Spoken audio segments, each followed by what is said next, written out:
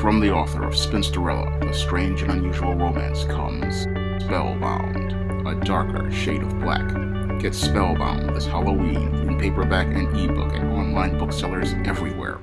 Last Sunday, Hillary Clinton and Donald Trump had their second presidential debate. And in that debate, neither candidate has convinced me that they have the qualifications to be the President of the United States. What I saw in that presidential debate was not a debate structured on the issues. What I saw was an argument between a man and a woman. And when I look at that whole debate, the whole performance of both candidates was extremely poor. When I look at that debate, neither candidate, again, shows me that they are ready to take a role as a leader of the strongest country in the so-called free world. When I look at Donald Trump's performance, he pretty much fell completely apart. Now, his performance in the previous debate was pretty much lackluster, but this one was even worse. When I look at him in that town hall meeting, he just was not looking like he could engage the audience. Instead, he looked like he was trying to confront Hillary Clinton. His body language was all in her personal space. He was trying to make ad hominem attacks, and he was trying to talk over people. That's not how you show people an example of leadership. Now, if we look at the vice presidential debate and the way Mike Pence carried himself, that is how a presidential candidate carries himself. He pretty much allowed himself to speak on the issues constructively, and he allowed himself to maintain his own sense of self-control. And this is why Mike Pence looked more presidential than any of the candidates for president, and even Tim Kaine, the vice presidential candidate. If anything, we should have had Mike Pence running for president, because with the way he was carrying himself and discussing the issues, he's showing that he has more leadership ability than anybody in the room right now. Now, I look at the way Donald Trump is carrying himself, how he gets emotional, argumentative, and confrontational, and this is not what we're looking for in a president of the United States.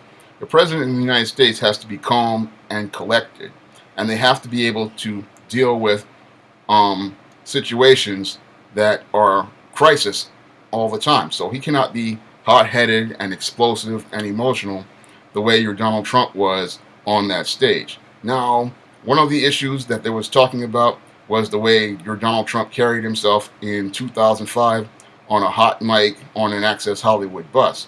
And this whole situation is turning into Donald Trump's Willie Horton, as I see it. And the reason why it's turning into his Willie Horton is because he doesn't know how to handle the situation. He's letting people play into his emotions, and that's turning it into his Willie Horton. Now, who was Willie Horton? Back when Michael Dukakis was running for president in 1988, he ran on a very liberal platform for the Democratic Party. And what George Herbert Walker Bush did at the time was talk about how he had these prison furloughs going on, and one of the people who got out was a convicted felon known as Willie Horton, a black man. And on one of his furloughs, he killed a white female and a male in their home and raped the female. And what happened was, once this came out, Michael Dukakis' campaign was pretty much, the nail was in the coffin for it. And because a lot of people looked at that black criminal and they saw that he was soft on crime during the crack epidemic, and that was the end of Michael Dukakis in 1988. And this whole Access Hollywood bus incident from 2005 is slowly turning into Donald Trump's Willie Horton, because in America today, the majority of the population is 51% women. And those women are listening to this man talk about how he would grab a woman's genitals, and they're listening to this thinking that this man is a misogynist and a sexist. And they're listening to this and they're appalled by it. So it is the same thing as Willie Horton back in 1988. This is his nail in the coffin, because he just doesn't know how to manage it.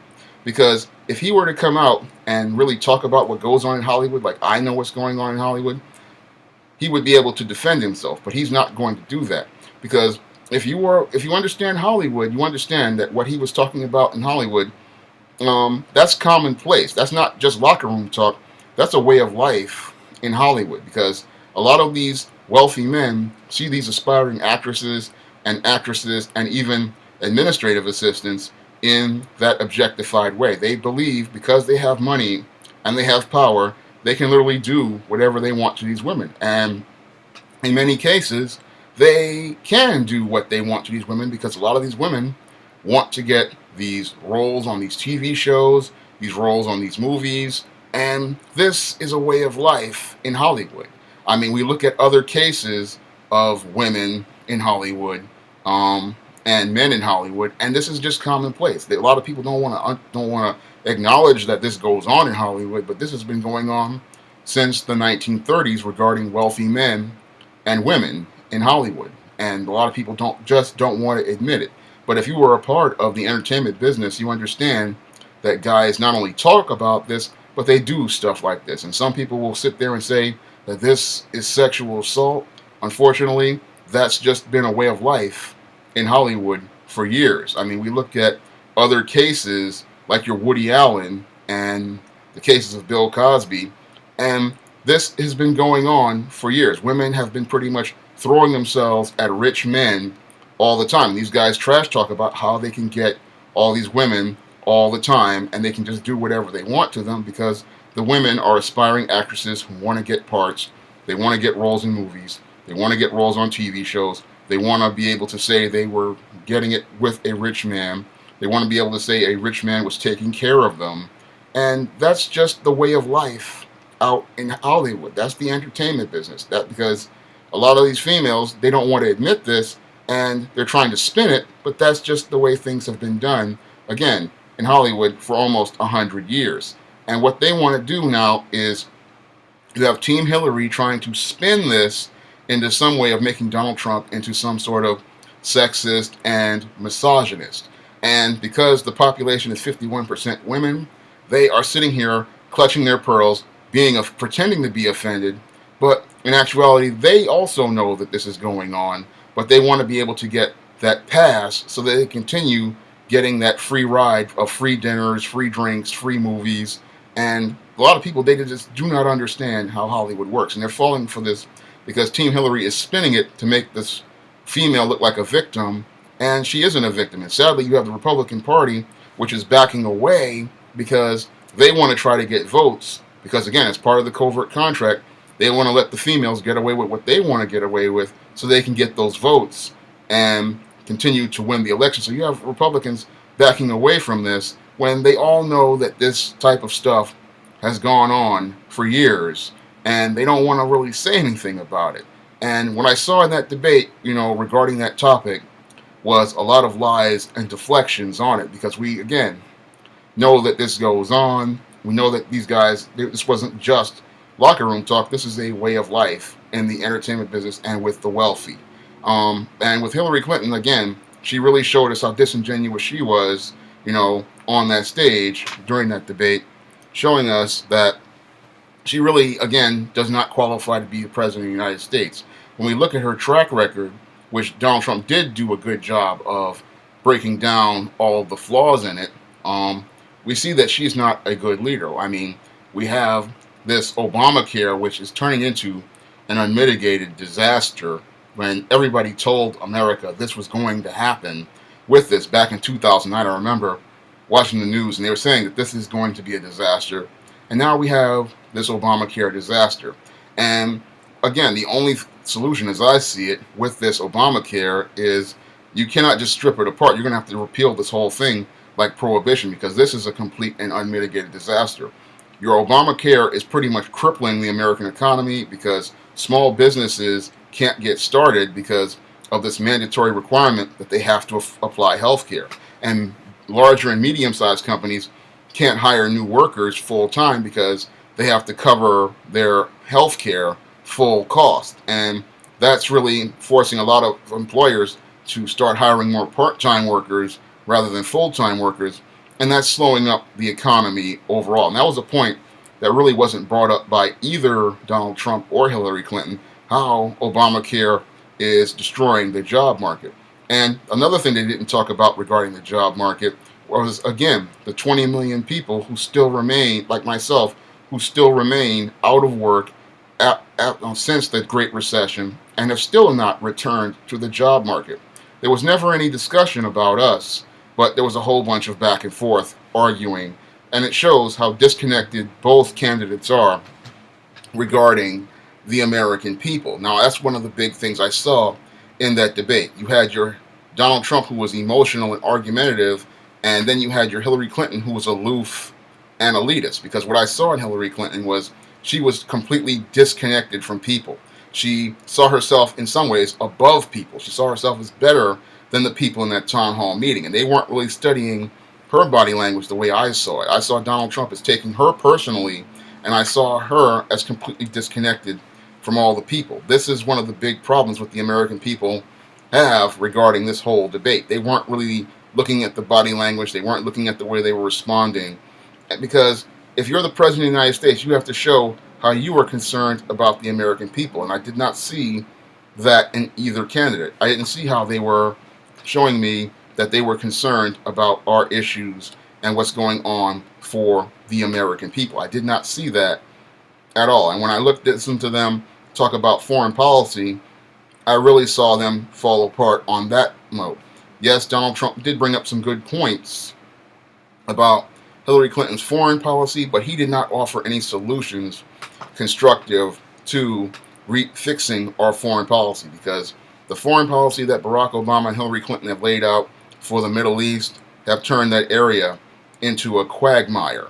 And neither candidate has offered a solution on how to deal with this whole Middle East quagmire that was started under George W. Bush and going to invade Iraq. Because once that Iraq war started, it pretty much created a quagmire worse than Vietnam regarding the Middle East. Because this whole attempt to try to democratize people who did not want democracy has led to all these countries in the Middle East pretty much falling apart, and you have guys like Russia trying to rebuild these structures, but with minimal support, because the U.S. created this mess. But the big problem is the U.S. doesn't want to admit responsibility, just like it didn't want to admit responsibility in Vietnam when that so-called democracy collapsed back in the 70s. And this is what we're seeing in countries like Iraq, Syria. There's a couple of other ones, but we're seeing that type of quagmire because the U.S. thought these people wanted democracy, because a handful of people said they wanted democracy. But the big problem with that was you had a lot of others who wanted to get back to these religious factions and going back and forth with each other.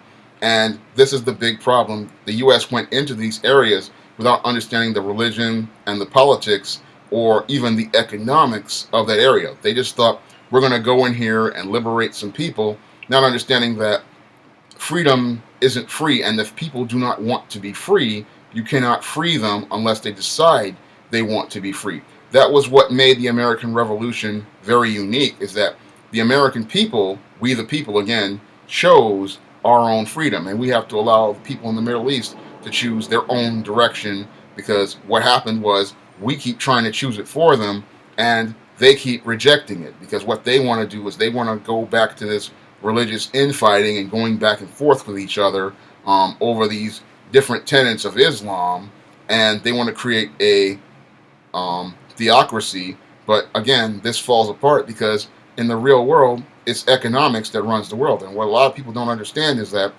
before these countries formed, they were all colonies of Britain and France, and that's the reason why that's the reason why things pretty much functioned, because you had Britain and France and other countries pretty much controlling that Middle East region and controlling the economics of it, because these factions would continue to war with each other without that type of control. And this is what we're seeing right now. When these people were given a free choice, what they do is they go right back to the old religious feuds that they had previously, and because that's what they do, because they do not understand economics. And the whole thing is that the world runs on money, it doesn't run on religion.